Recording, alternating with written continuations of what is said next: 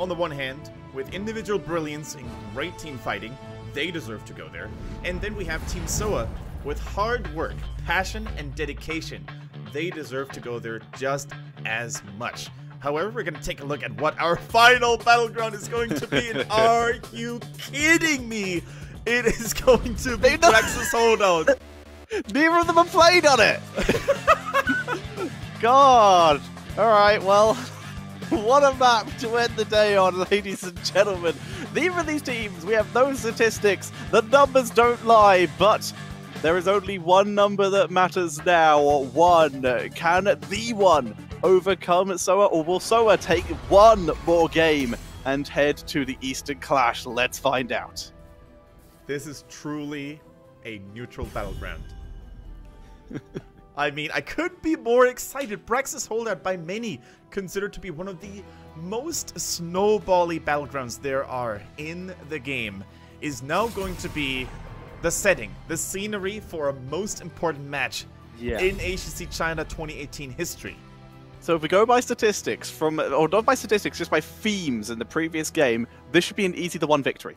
This map is so snowbally, like you said, so there is a very easy chance that TheOne could take the early lead like they usually do, and then not give it up. It's much harder to make a comeback on this map than some of the others. Yeah, definitely true. If Soa basically let themselves get overwhelmed by the fury of TheOne in the early game, they may really struggle to come back and stabilize like they did on the other battlegrounds. So, once again, focus is key for both teams. TheOne should rely on... Wait a minute, my F? Was let through. Well, now I'm very sure TheOne have a very good chance of winning. Soa might have made a terrible mistake here. So it was a situation of you give Meng Genji or you give Meng Maiev, and they chose Maiev.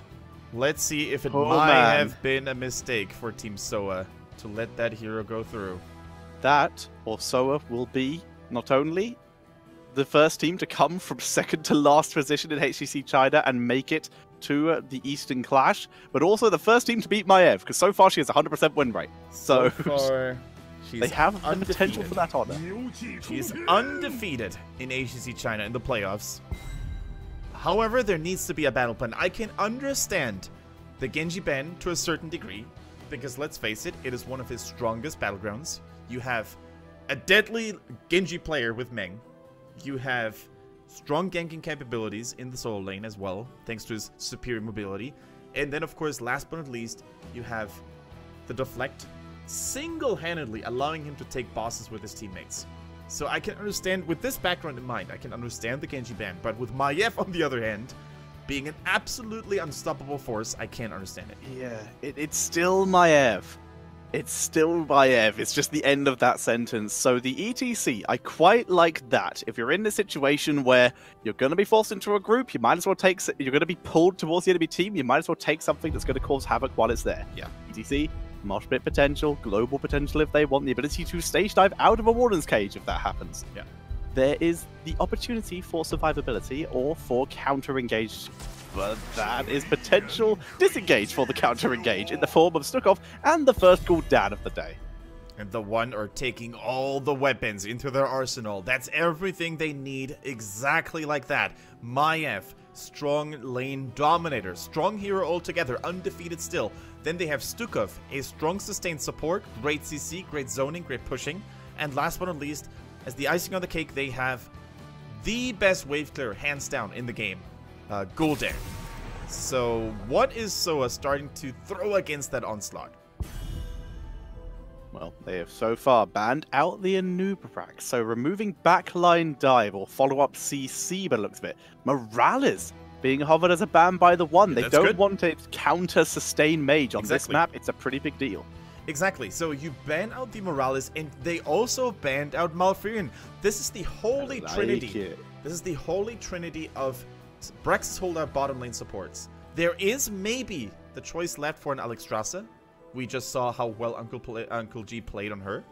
But she's still not as good when it comes to keeping everyone alive, because she consumes a lot of mana on her abundance. If she gets chipped down to low health, she will have to go back anyways. She can't heal herself. So Morales is definitely the right option in my opinion. They are considering other options though. They haven't locked in yet. There we go. There they have. As we see, Morales is the one that is banned out. So their support options are limited. Are they potentially going to fall back on, say, the Alex Straza? Maybe Lucio, try and defeat the anti-mobility hero with more mobility. There is a slight chance for Brightwing, potentially. She doesn't require mana. Disengage. Disengage. Also, the polymorph against Maiev could be pretty useful. The Emerald Wind, just like that, also slowing down the advance. But Brightwing struggles, especially pre-level 10, I feel. Before she gains access to Emerald Wind and increased healing, she could very well just be outpushed and out-dominated, basically, by someone like Gul'dan. For that reason, how do you feel about double support? With Hanzo being the only true assassin, it could happen. We see a double full tank here. It could happen, Tetra. Double full tank, because right now, Brightwing, like you said, spell armor, but the ability to struggle in the early game. Perhaps a more early game support could be the other fill-in option. They lock in Lucio. They've left it open. Obviously, well, they have to leave it open because if it's double support, they have to pick at least one now. So they're trying to go for the infamous Arthas-Lucio combo. Lucio helping Arthas to reach the targets he wants to reach, also helping others to escape. But Lucio, he's a little bit spiky in terms of how he can heal targets. He's always going to have to wait for Amp It Up. If that one is on cooldown and a big corruption lands on several heroes, that could single-handedly lead towards Soa being forced to retreat. Lucio, I mean, there could be a Tassadar, maybe. We've seen those Tassadar compositions with Hanzo multiple times. It didn't really do too well recently, so I don't expect it to happen. Yeah, so the other option in terms of Tassadar-like heroes is Zarya. Yeah.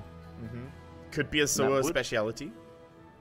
Indeed. So that is an option. Other than that, it would just be another damage dealer, obviously, because Hanzo is alone, so they're hyper carrying him, which is strange if that is the case. As we see more burst damage coming in, triple assassin, solo tank Muradin. Muradin, very solid solo tank, so that's a good choice. Yeah, you can really see the theme that TheOne is trying to apply here. Even more sustain. The beautiful thing about Muradin here is the fact that he can basically take all those punches, absorb all that damage onto himself, only to stay a few seconds out of combat and heal himself up with his trait Second Wind. So Stukov, in theory, wouldn't even have to waste any mana on healing him. So this is all about overpowering and outsustaining your opponents in the bottom lane, while still having a really good soul laner with Greymane, who can normally hold his own against almost any other hero. Now, for Soa Tetra, the biggest thing they're currently lacking is wave clear. That is correct. Excellent point here. So, in terms of damage dealers, a mage would be pretty suitable here. Jaina could once again come in, but what's very vulnerable to Maiev, but at this point, everything is. So, Jaina's the only mage I can think of with a physical armor thing. I'm sure I'm forgetting something. Oh, Chaos Lizard also has it, but they go for Falstad. They're going to pay a little bit of extra global, maybe just try and dance around the composition of TheOne. Now, how are they going to design their lane setups? Is Falstad going to be the solo laner against Greymane or Arthas? I think it has to be Arthas because he's naturally countering the Greymane already, as long as he doesn't get chipped down too much by his ranged attacks. So we're going to have a Falstad in the 4-man lane. He isn't really the greatest when it comes to wave clearing, but maybe if he goes for the mage build, it could be enough after all. Possibly. The mage build could be I agree, the mage build could be interesting, actually. Didn't think about that. Hammerang to clear the Zerg a little bit more if you do lose it. So, the option is there. It's been out of favor for a very long time, and if not, auto attacks, just play it safe, because if you get ganked by Maiev, you will die anyway. So playing it safe, I think, would be the name of the game for TY. It just boggles my mind that there's no Chromie. Not even a Kel'Thas. Like the classic Braxis heroes with a lot of poke and a lot of wave clear as well. Instead, they rely on the Falstad. This is really cool to see because it really shows you how much Soa is committed and how focused they are. They are willing to accept a disadvantage in terms of hero picks and drafts and favor comfort because Falstad has done them so well in the past. Well, let's see if their comfort picks are going to be enough. Ladies and gentlemen, game number 5 of the match that will decide who goes to Eastern Clash. On the left, it is TheOne with Hugo on Maiev, Lucky on Gul'dan, Meng on Greymane, Zado on Stukov, and he is playing the Muradin. Their opponents starting to catch up, tying the series over and over again. It is start over again with Faye on that Arthas, Uncle G plays Lucio, TY on the Falstad, Klong going for his ETC, and Sori, the new substitute, the new player in the house. Once again, I think for the third time in this series, playing Hanzo. He's got them through up to this point. 2 times on Greymane, 2 times on Hanzo. They're wrapping around. Soa looking for a cheeky first blood. They will find the 3 heroes here. Dancing between bushes. It's 4 versus 4 at the start of the game. Full route. Umbral bind on Clog, but he's hanging on the point. They're trying to use nice memento as Zaro becomes first blood. Can they get Clog on the counter kill? No, they can't. And Soa picks up the first kill of the game. What a way to start the series. Getting a clean kill on the support on Stukov is exactly what they want to do here. Lucio keeping everybody safe and sound. Hugo almost falling there, but his escape was spot on. I am going to have a quick refresh because I think I'm still significantly ahead of you. No problems. And of course, what is... Tell me what you're on. Okay, I'm going to tell you what I'm on here real quick. Sitting on 13. 13, yeah, you've jumped up a bit. I will attempt to get to at least 12, because once again, I'm stuck on 11, basically. Yeah, I keep jumping up. Wait a minute, wait a minute. 14, wait yeah. a minute. Latency seems to be really high right now. Now it's 12. I'm on 11. Okay, I'll leave it at 12. I do not dare to refresh I can't again. get higher than 11. I'm going down to 8, basically, each time I refresh, so it's not helping. Alright, sorry about that, guys. Clean feed sometimes causes these issues. But that doesn't take away anything from the pleasure of casting and presenting this game to you, Hugo. Yes. On that Maiev. By the way, going for the Naisha's Memento, which is a really nice level 1 talent. It's an activatable ability that allows you to basically have a cleave on your melee auto attacks, and that will reset if your fan of knives hits 2 or more heroes. The dance of the beacons between these 2 teams, rotating back and forth, up and down, back and forth. Try and get it. The solo lane is interesting. We haven't talked about it too much. We expected, and I think both these teams attempted to mind game each other here, Gul'dan to be in the group lane so we could get lots of stacks, which was meant to be the bot lane. So I think the idea was he was supposed to live bot lane on his own and just get stacks. The difference is, though, Soa then respond with Arthas, who would struggle against Greymane a little bit, but not too much. Instead, they put Arthas with the group to try and pick up the early kill, which they did do, and they sent Hanzo down through the bot lane due to just, well, reasonable wave clear, but also very unlikely to actually get killed off. And you brought up a really good point there, Tetra Lucio, by the way, getting flung back here, dodges the Umbral Scythe, though, and for now, it is Muradin who's getting basically punched and sandwiched here. Is this the composition, Kendrick? As they look for Lucky, is this the almost outplayed, but still a kill? Wow-wooey! To outplay Maiev for the first time in HGC China, as for the first time in this game. Soa take control of both beacons. And you pointed it out so perfectly. What a weird way to start this game, Tetra. 4-man without Gul'dan, 4-man without Hanzo, and instead we see Maiev now dishing out the damage. The silence is preventing them from stepping on the platform again. So much damage, and once again, great move by Zado, able to gain full control of that area. Both tanks unable to reach him and interrupt that lurking arm. As the fountain has been used, they're beginning to move in. Here comes Hiki. Hugo has grabbed the fountain. This time, Klong is able to interrupt the lurking arm, but they can't regain control. Oh, the power slide to safety actually interrupting Maiev there. She was trying to use her W and get a pull in there again. In the meantime, we have Sori duking it out against Lucky, but these drain lives are huge to keep the Japanese archer at bay. In the meantime, Hugo continues to fling knives at his opponents. Sori forced back, taking a little bit too much damage. Falstad flying down to try and help out here. Lucky is forced back already. It's going to be an explosive arrow. Umbral Bind is used, but Arthas is just too tanky, Kendrick. Yeah, the double tank really seems to make a lot of sense here against the Maiev. Although she's very scary, although she gets reset after reset on her fan of knives, it is not enough to really deal with those double tanks who are so beefy, quite literally.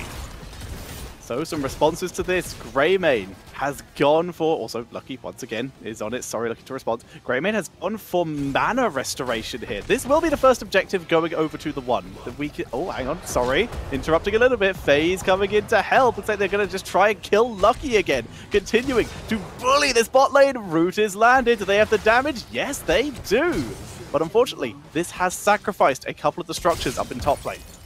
Yeah, it really 94%, did. so close. It really did. It's so close, Tetra. I'm keep casting. I'm just gonna try to get to a better latency here. As we see Arthur's finding Hehe. It's actually a double channel coming in right now for Soa, holding the point here as they're able to get the first Zerg wave. Nice move. That Arthur's rotation to the bot lane was absolutely clutch. And the first objective, not by much, it's still a huge Zerg wave for the one, but the first objective is secured by Soul. All right, Tetra, I got your back. I'm sitting at 9 seconds, baby. How'd you get to 9? I'm still on 11, I refresh. All right, we see a huge Zerg wave coming in on both sides. Actually, Hehe trying to go for a play here against Sorry, but he gets out in time using natural agility. The Iceborne Fortitude was used there as well, reducing the duration of the stun. It looks like Soa and the One are just mirroring of what what the other team is currently doing. Both teams getting massive value out of this. Boom, 9. In comes Umbral Bind onto FaZe. Lovely route to stop her getting too far away, but FaZe still took too much damage, that push in the bot lane, forcing Arthas a little bit out of position. All of a sudden, you can see the power of Gul'dan single-handedly dealing with this Zerg wave. Here we see a mighty engage, a huge flank from TY. Are they actually going to get something here? Double power slide hitting! Umbral Bind is good though, the silence is down, stuck of value. TY gets taken out and Hehe is in the backline, shredding the members. Meng picks up another one. 2 kills going over to the one, and they begin to creep a little lead. Yeah, they're starting to establish themselves with a powerful lead. We see the Quicksilver bullets once again for the Greymane, trying to basically get more attack range against Arthas. And here, the power of Lucky, the power of Gul'dan. The top towers are completely untouched, whereas Soa basically lost their entire gate at the bottom lane here. Level 10s are available. The Guardians are finally finished off, but they're being delayed, as you can see here, just to prevent any boss attempts coming in from the one, while level 10 is soaked for Soa. Very clever move here by Soa. Yeah, this is a really nice move. You can really see how they're destroying the last Guardian right now. Level 10 is online, so that, as Tetra said, the one couldn't take any other objectives like bosses or mercenary camps, utilizing the heroic ability advantage. EPC has gone for the stage dive here. Warden's Cage was the choice by Maiev. None of that containment is. Hinterland Blast. Hinterland Blast for Falstad. Oh, this is basically going all in on the DPS front. They're really trying to blow up people. Arthas trying to contest. It's not taken over just yet. Get it. Arthas gets the objective. Here's the Warden's Cage, but Maiev is deleted. Hinterland hits basically nothing, but they're still alive. Hehe is kind of on his own now. Lucky getting chased away by ETC. FaZe stunned up. This will give Zadon a chance to escape. He does have the Flaming Swipe, which he uses, and that will be the disengage. And ETC was not able to catch Lucky. Yeah, I think he was trying to go after Gul'dan, who was also chased mercilessly by the mercenary camp, but didn't really make it all the way through. But a huge blow-up kill against Maiev, and once that hero is no longer in the mix, and your own team didn't really take too much damage in the process of killing her, you're Gucci, you're good to go. You can basically end a team fight single-handedly just like that. Yeah, even without Hanzo, because Hanzo did fall during that fight inside the Warden's Cage, but Falstad was able to drop the damage output, did go for a standard auto-attack build, but like you said, turns out the strategy of just, you know, killing Maiev to counter Maiev is pretty effective. Tetra, this couldn't be any closer. Like, this is already starting to shape up to be one of the craziest, most exciting games on Braxis we have seen. No snowballing. Both teams are very evenly matched here. And although Maiev continued to bully and dominate in the top lane, So was able to always strike back, securing themselves mercenary camp after mercenary camp. And 13 is still a little, you know, a little way ahead around the corner, so they can definitely utilize this time now to fight over beacon control. So, position themselves forward. No Mosh once again. They're trying to kill off Greymane this time, but they can't catch him in the Interland Blast. Just short of enough damage. That Warden's Cage! The sound barrier was huge. They're still fighting though. Faye trying to survive, stay there onto the backline, and they kill Greymane. How did Soa survive that? I have no idea. The sound barrier was the best one I have seen in quite some time. Lucio, Uncle G working double, triple, quad time to keep everybody alive. The Warden's Cage was the perfect setup. The Stuke of Silence underneath, rendering everybody useless and actually preventing them from using their escape abilities immediately. But Klong came back with a mighty stage dive, and Greymane, taking so much damage as well from that Hinterlands Blast, fell and bit the dust. Soa is on a rampage right now. That was so cool, as we see Soa taking control of the bot lane. They lost top a little bit here, but they have everyone alive, but even Maiev there, but she's just too mobile. Klong moving back a little bit. Who is going to be the person to try and recapture top, or are they just going to fight over bot once again in a 5v5? Level 13 is very close for the one. This looks like the strategy they want to use, trying to force the fight as 13 hits. And as such, Soa, their strategy is to not do that, and to run away as quick as possible and let Falstad recapture top. Yeah, Soa's very smart about that. They basically knew that Falstad is, of course, the hero that needs to escape right now. Oh my god. TY's playing games with Maiev. TY's playing games with my brain here. He's doing so well. As Soa are out microing TheOne, dancing all over the map. That bootbox does see them in here, but this time Arthur's getting caught out. This time the combo lands. Falstad actually might get out here thanks to Hanzo. There's the Hinterland Blast, just drop damage on the way out, and everyone else from Soa, other than Arthur's, will survive. And that engagement does give TheOne a huge cap on the Zerg wave. Without Arthas, there's no way that Soa can fight, and TheOne are getting greedy. They're getting confident here, and there's no way Soa is going to scout that out. Now they know all the mercenary camps have disappeared, and the only objective left on the minimap to see is the boss. They arrive a little too late, though. Klong just barely not making it here in time. Hehe now in trouble, gets a little bit of focus fire in there, but a huge corruption hitting Lucio. And I think Soa, they will have to retreat, and they're going to have to defend with 13 online now, because this push is looking mighty scary. Full Zerg wave plus boss equals unhappy Soa. Arthas is back alive though, as Klong moves forward. Face melt on Muradin, takes a full corruption though and a little bit of silence. Gets the healing though, but another stun. The CC, the crowd control is very scary. Maiev looking for her opportunity to catch someone out of position. He goes deep, takes a little bit of damage, but not a huge amount, as once again Hugo is forced back. This is not the place to die here. Let the keep fall. Everything is on the line. If you go for a defense here into the boss, into the Guardians, this can only go wrong. But Klong is doing exactly that.